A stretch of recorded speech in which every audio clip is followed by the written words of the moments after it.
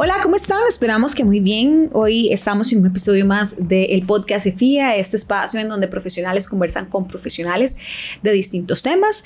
Este episodio está hoy en compañía de dos profesionales del CIEMI, profesionales en ingeniería industrial, y vamos a hablar, como ustedes pudieron ver en las redes sociales, de la inteligencia artificial, en el quehacer de la ingeniería industrial, de aspectos éticos, de aspectos sobre los que se pueden sacar muchísimo provecho, de aprendizaje, de capacitación, también de cómo las empresas deben invertir en ese espacio para los colaboradores, y también desde lo que se hace también desde la comisión y desde la junta directiva. Voy primero a saludar a la ingeniera Gesarela Martínez Azofeifa, que es vocal de la junta directiva del CIEMI, también miembro de la comisión de ingeniería industrial del CIEMI. Gesarela, ¿cómo está? Buenas tardes. Hola, Jesse, buenas tardes. Muchísimas gracias por este espacio. También al ingeniero Jason por acompañarnos, y bastante bien.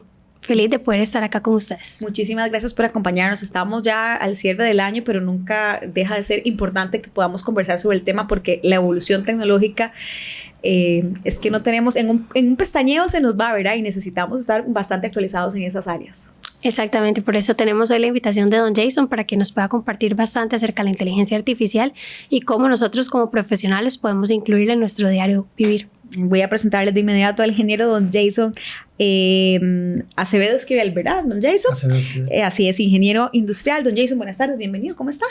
Todo muy bien, gracias al Señor. Gracias por la invitación y poder compartir un poco y construir conocimiento alrededor de inteligencia artificial. ¿Cuáles? Les voy a hacer una pregunta antes de que empecemos a hablar de fondo, y para todos tal vez será un momento distinto, pero ¿recuerdan específicamente cuándo fueron conscientes cada uno de que estaban ya conviviendo con inteligencia artificial o utilizándola como tal, ¿verdad? La inteligencia artificial como herramienta de trabajo. Don Jason, ¿usted recuerda tal vez el momento específico?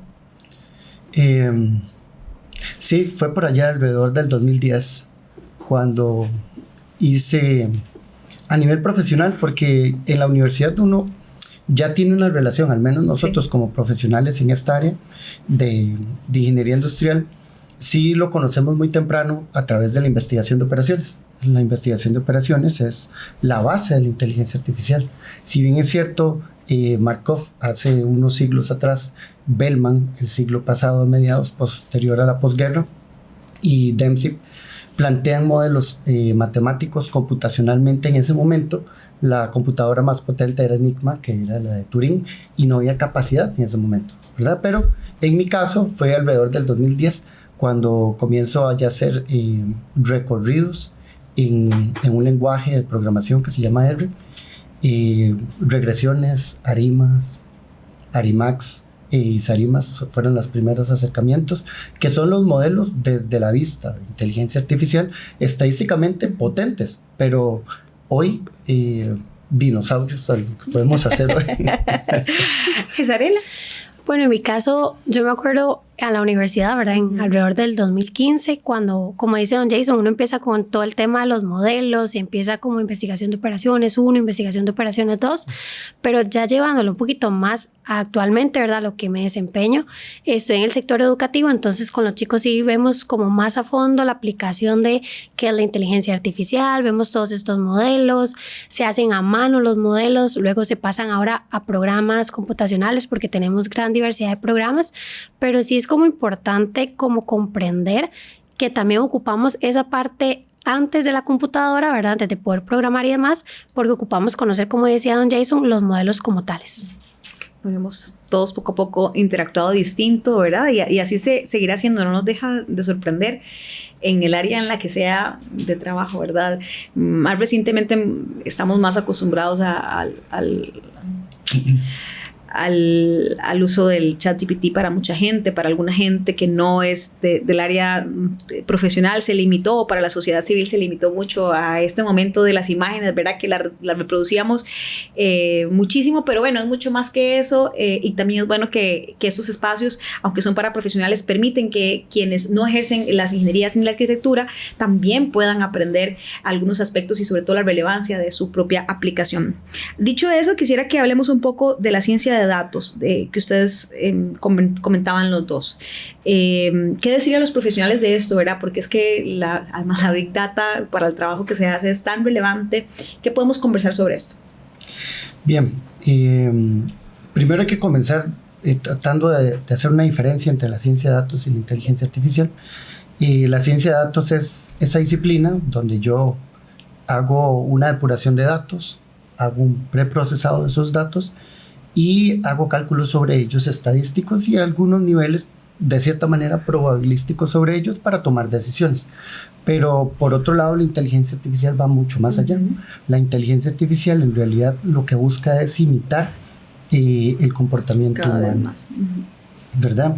Estamos lejos de que podamos igualar, ¿verdad? Hay como 3 fases de la inteligencia artificial. Estamos en la primera apenas, que es esa donde yo puedo a través de un clic generar conocimiento de un patrón que aprendió la inteligencia artificial. Luego viene donde no es igual y luego sigue la que utópicamente, de momento, nos supera. ¿De acuerdo? Entonces, eso es una gran diferencia. Uno está más enfocado en el cálculo analítico del dato per se, y la otra está tomar eso, entrenarse y tomar decisiones por sí misma de manera óptima. De hecho, por eso recuerdan que mencionaba la parte de que nace en la investigación de operaciones, es precisamente porque todo modelo de inteligencia artificial o algoritmo lo que lo respalda es un modelo matemático detrás. En realidad lo que hacemos con la inteligencia artificial es decirle cómo queremos que lo haga. Por ejemplo, si yo le digo todos los valores van a ser 0, ella aprende eso, a ser 0 nada más, ¿verdad? Entonces creo que es importante todavía destacar que nosotros como profesionales tenemos un campo de trabajo muy amplio y que todavía la inteligencia artificial no ha llegado al punto de decir te vamos a superar, porque nosotros somos seres humanos, somos seres que pensamos, somos seres que sentimos, y la inteligencia artificial hasta el momento no ha logrado eso, ¿verdad? Pensar como nosotros, sino que únicamente está para que ella piense tal cual nosotros la vayamos a programar. Bueno, y en la programación, que es ese entrenamiento que tiene, ¿verdad? ¿Qué rol destacan ustedes, sobre todo en las áreas en las que se desempeñan, con la información que le damos? Por ejemplo, en los chats,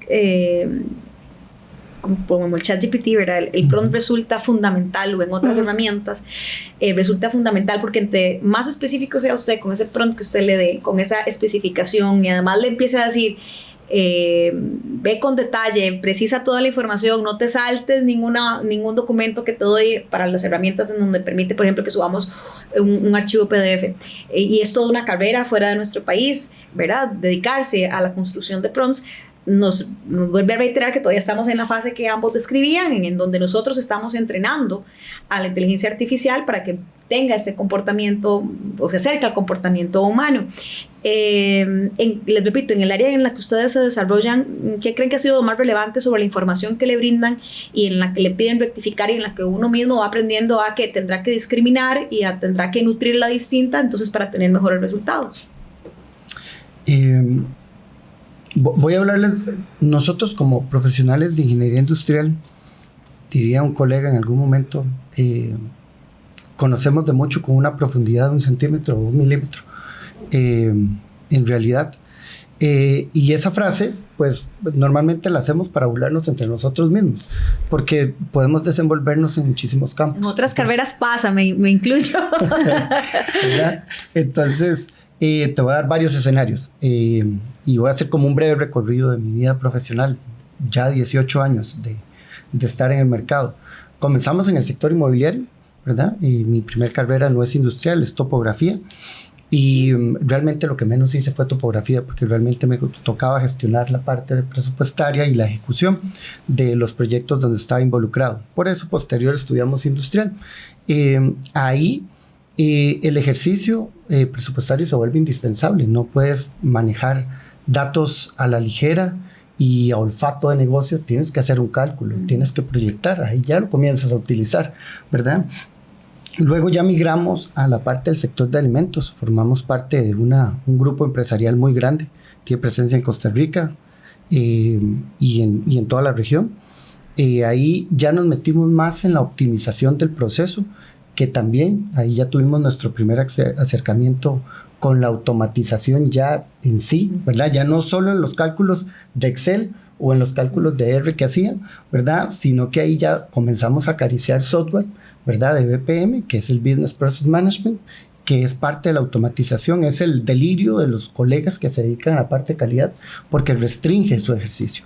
Y también a la parte de RPA, que es la evolución, aquello que logramos estandarizar y automatizar a través de un proceso, después que se ejecute solo el RPA. También una de las áreas que podemos ver de la inteligencia artificial.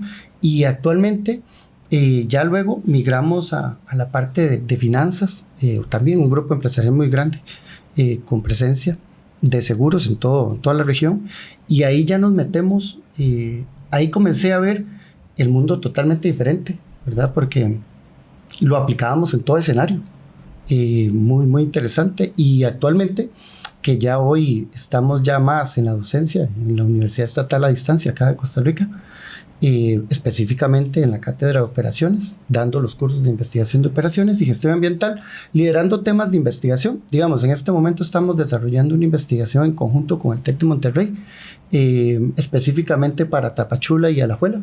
Tapachula, México, frontera sur con Guatemala, y Alajuela, cantón central de nuestra querida provincia. Y ahí estamos haciendo un algoritmo para lograr interpretar a través de manera preventiva de cómo ejecutar una solución a los deslaves o a las inundaciones, ¿okay? A través de sistemas basados en la naturaleza. Entonces estamos desarrollando eso, va muy bien la investigación, ya tenemos un par de entregables, inclusive potenciales, valoran potenciales, eso lo decide la OMPI, ¿verdad? Patentes, ¿sí? Y de parte ya profesional, personal, metido de lleno, digamos, en las finanzas cuantitativas y las series temporales. Los mercados financieros se comportan como series temporales.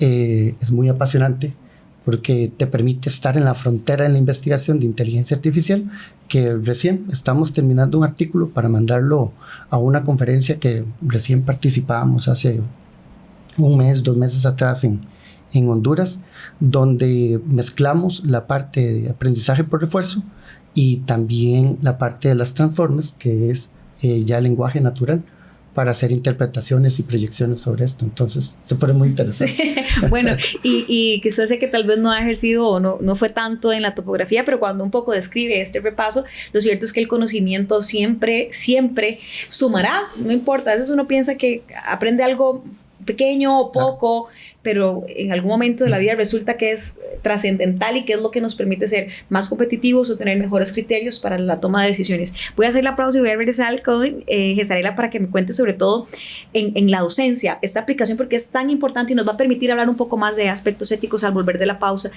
estos procesos de aprendizaje que son tan valiosos, pero también eso, cómo desde la docencia, ¿verdad?, tiene un rol tan importante todo lo que tiene que ver con datos y con inteligencia artificial. Así que vamos a hacer la pausa y regresamos. Le estoy llamando del banco porque detectamos movimientos sospechosos en su cuenta y necesito que me brinde su usuario, y su clave, o de lo contrario podría tener problemas para... Mucho ojo. Si recibís una llamada de un supuesto funcionario bancario solicitándote tus claves y datos personales, es un intento de fraude. No caigas en el timo del falso funcionario. No suministres tus claves ni tu información sensible. Un mensaje del Banco de Costa Rica. Estamos hablando de BIM. Ya nos metimos en el BIM. En el 2024 fuiste parte de una revolución tecnológica que marcó las líneas para tu futuro profesional.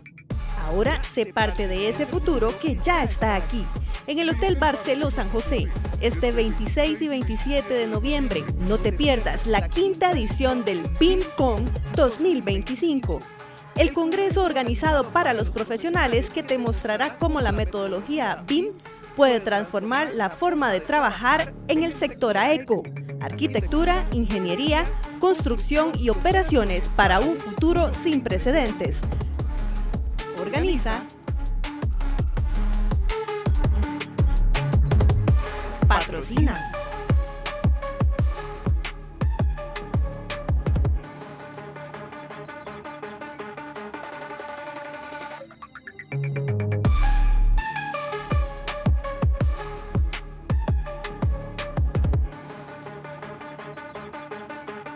DICOM 2025.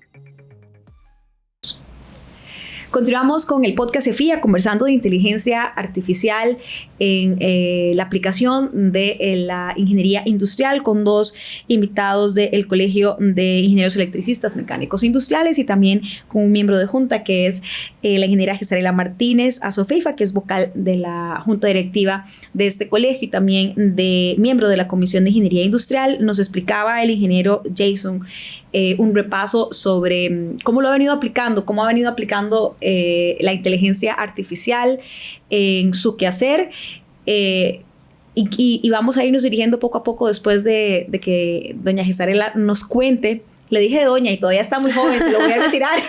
Por favor. Sí, cómo Gesarela lo aplica en la docencia, y luego vamos a ir hablando de otros retos que hay bien importantes ahí. Pero entonces, Gesarela, ¿cómo se aplica? ¿Cómo toda esta construcción de datos, cómo ha sido esa aplicación en un sector que es tan importante en la docencia? Además, quiero que me cuente la formación docente que es la que está abordando usted. Claro, bueno, en la parte docente, en el sector educativo superior, yo llevo más de 4 años y ha sido poquito tiempo, ¿verdad? Pero en realidad son bastantes cursos por los que hemos pasado. Al aplicar inteligencia artificial es un reto muy grande porque tenemos todavía, como las universidades están formando qué puede ser, qué se puede aplicar, qué no se puede aplicar. Hay profesores con más experiencia, ¿verdad?, que todavía tienen como miedo a aplicar esa inteligencia artificial, otros que tal vez queremos probar, ¿verdad? Entonces les decimos a los estudiantes, bueno, pregúntenle algo a ChatGPT, pero recuerden que ChatGPT no nos va a dar todo. Tenemos, como un resumen, pero vayamos al libro, verifiquemos, busquemos tal vez esa fuente como más confiable, no nos quedemos solamente con lo que ChatGPT nos da, porque para mí hacer una tarea son cuestión de minutos que ya nos resuelve todo, ¿verdad? Y la realidad en las empresas no es así. ChatGPT, usted va a la empresa, usted le dice el problema, pero tal vez no se lo va a resolver porque usted no tiene los datos como tales que necesita. El dato como tal para mí es muy importante, no solo el dato, sino la forma en la que yo tomo el dato. ¿Cómo hago ese muestreo? ¿Cuál va a ser mi población? Si realmente voy a aplicar, ¿verdad?, el famoso N, que es igual a 30, o si hay empresas que pueden aplicar otro tipo de muestra. Entonces, todavía siento que estamos como viviendo un momento en el que las universidades, los colegios y las escuelas todavía no tienen como muy claro cómo abordar la inteligencia artificial. Digamos, hay momentos donde les puedes poner algún ejercicio, pero es más sencillo decirles, utilicen Canva, que es inteligencia artificial, monten el trabajo, a limitarlos y decirles, no solamente dígame textualmente lo que dice el libro, porque tenemos estudiantes con diferentes tipos de aprendizajes, no todos aprenden de la misma manera. En las universidades vemos grupos de chicos muy jóvenes, personas más adultas, las experiencias, el camino profesional no es el mismo. Entonces, como ese abordaje también implica mucho la parte ética. ¿Por qué? Porque como profesional, para nosotros lo más importante es hacer las cosas bien, ¿verdad? Entonces, también acá viene un juego que muchas veces los chicos no dicen, bueno, utilicé ChatGPT, no lo ponen en la bibliografía, y creo que es un punto importante de saber cómo manejar también la parte ética. Bueno, incluso un aspecto como el bibliográfico, hasta eso necesitamos empezar a entender cómo bibliográficamente vamos a justificar, por ejemplo, en un trabajo, un aspecto tan pequeño. Aquí estamos hablando de una cosa como esta. ¿Cómo incluir, la verdad, la referencia que voy a tomar? Porque efectivamente hay otros chats o otras herramientas que me van a buscar otro tipo de información, otras especializadas únicamente en documentos que ya han sido certificados por universidades, que son estudios. Yo, por ejemplo, siempre lo admito, para mí hay una referencia de una de estas herramientas en donde yo sé que la información que obtengo viene de estudios que vienen de universidades, que yo sé que tienen un respaldo distinto, pero que nunca serán un copy-paste, ¿verdad? Jamás serán eso, siempre serán una referencia. Entonces, hasta eso hay que empezar por pensar cómo voy a poner, por ejemplo, en un trabajo la referencia bibliográfica cuando tomo información de una herramienta como esta. ¿Qué aspectos éticos además les parecen trascendentales que se puedan ir normando o que se puedan ir creando en esta nueva cultura? Porque estamos efectivamente viviendo en una nueva cultura que está asociada a estas tecnologías. A nivel mundial, habemos un grupo, ¿verdad?, de personas involucradas en el desarrollo e investigación e innovación en inteligencia artificial, y el consenso lo que nos dice es que lo debemos normar, pero con flexibilidad. para no limitar el desarrollo. ¿Okay? Vamos a ver, normarlo de buscar ese ejercicio ético, ¿verdad? En lo que hacemos. En que si lo vamos a utilizar en un trabajo universitario, citemos como corresponde. Que dijimos que utilizamos la inteligencia artificial para el desarrollo. Eso no tiene nada de malo, ¿verdad? Vamos a ver. Lo hicimos tan tabú, ¿verdad? Es que yo siento que es como una herramienta, pero no nos podemos quedar solamente con esa herramienta, sino que tenemos que ir a buscar el más allá de lo que la herramienta me permite a mí. Porque si ChatGPT en cuestión de 1 minuto, incluso Copilot y hay muchas más, ¿verdad? Inteligencias artificiales que me dan la información, pero realmente yo como profesional tengo que asegurarme que la información que yo le estoy transmitiendo sea la adecuada, porque fácil, ChatGPT me permite ponerle si estoy de acuerdo o no estoy de acuerdo, pero no sabemos qué tanta data tiene para poder crearnos esa información o ese resumen de información que nos brinda. Nuestro propio sesgo, la alucinación que tiene, es que pasan tantas cosas, ¿verdad? En ese camino que por eso es pensar desde la ética es fundamental. Lo dejamos aquí continuar, don Jason, es que, ¿verdad? Nos quedan aspectos aquí siempre tan valiosos cuando conversamos de inteligencias artificiales que no podemos no conversar. Vamos a ver, el tema de la IA tenemos que reconocerlo como un ejercicio probabilístico.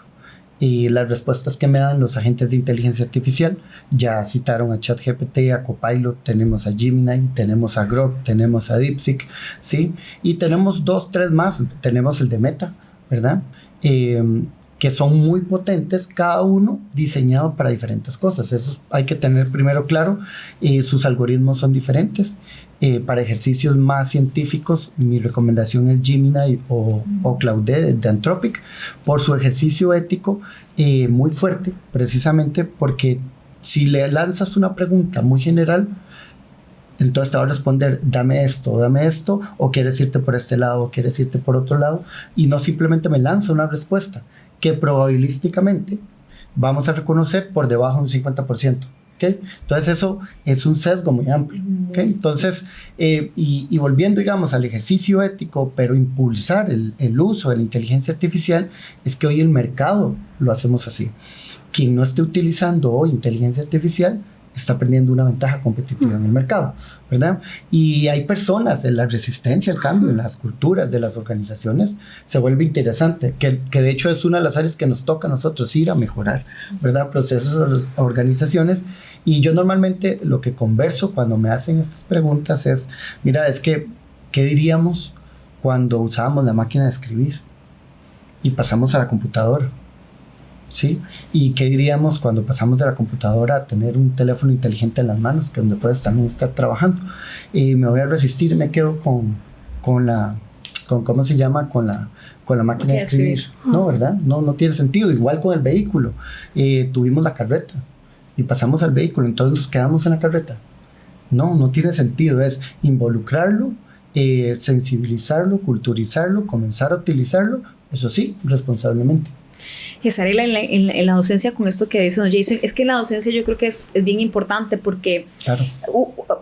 No tengo claro a dónde apareció, si fue de esta masiva información, pero tan breve que recibimos en esta nueva dinámica que tenemos también, ¿verdad? De las redes sociales, en donde estamos ya acostumbrados a que nada dure más de 1 minuto de la información que tenemos y la damos por cierta y ya no queremos, ¿verdad?, investigar, pero en algún momento quizá en donde para el sector de la docencia los apoyos de los chats como el GPT fue asociado estrictamente a no lo haga, a usted vaguas, no va a lograr nada. Yo creo que hay un reto enorme ahí, como le digo, no sé a dónde estuvo esa satanización tan grande, y lo digo en el buen sentido, de la utilización de herramientas, y que también es parte de la evolución del proceso. Por ejemplo, porque antes, cuando yo iba a la escuela y al colegio, mi rol, por ejemplo, en aspectos de las primeras clases de matemática estaban asociadas a que yo memorizara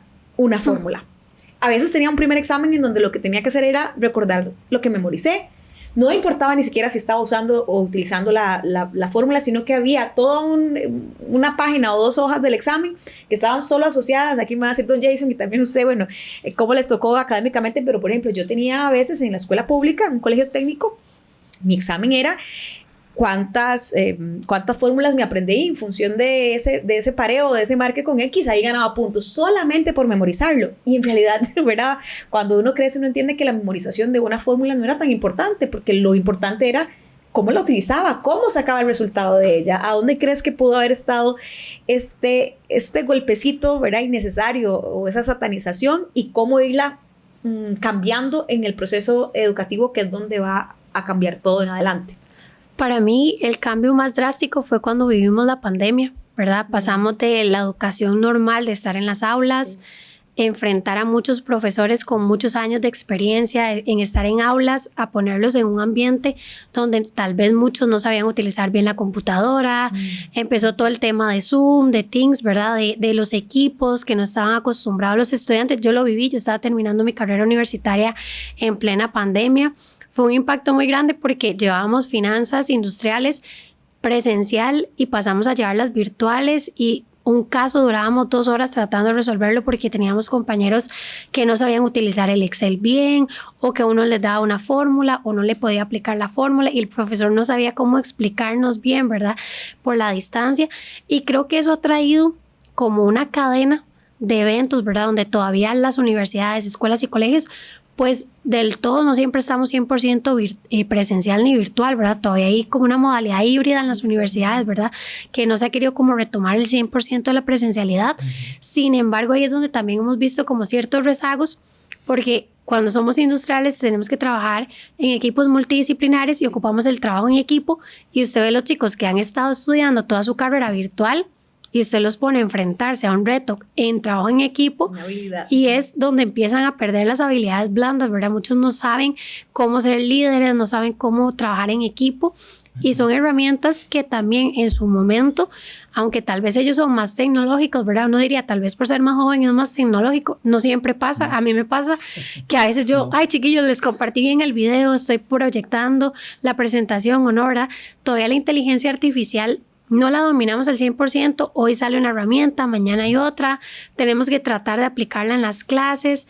Entonces creo que sí, desde pandemia se ha venido enfrentando como todo ese reto, y siento que muchas veces el decirle no a la inteligencia artificial ha sido por la parte ética de no establecer que obtuvimos la información de ahí. Yo creo que no es...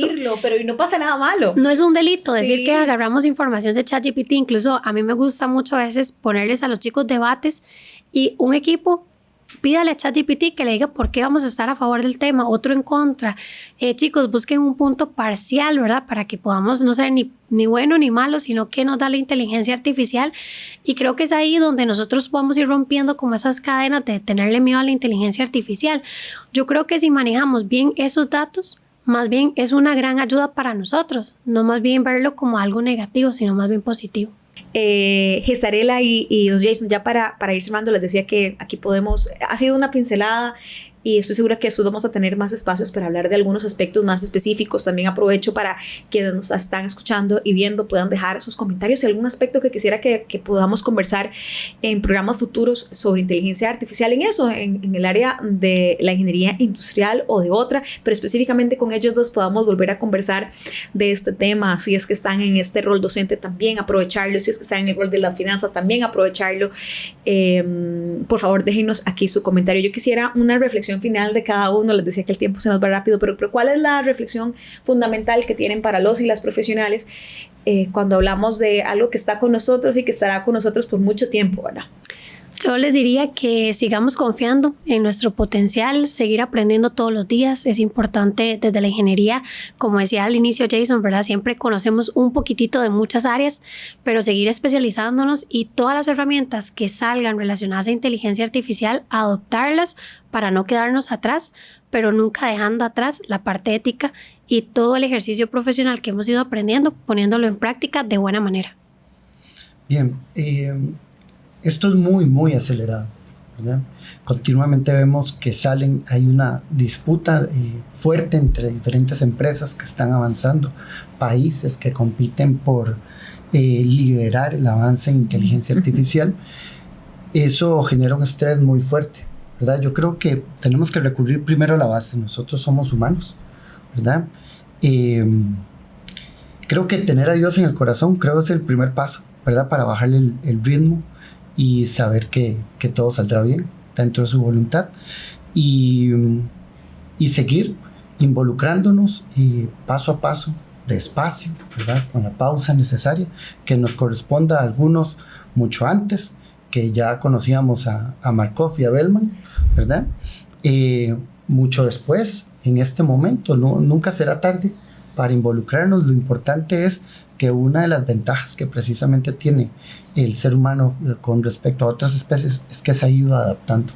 Entonces creo que esa es la clave. La adaptación, pero con pausa, respirando profundo sin que nos genere más estrés de lo necesario. Así es, dejando de lado cualquier prejuicio y dispuesto a aprender, ¿verdad?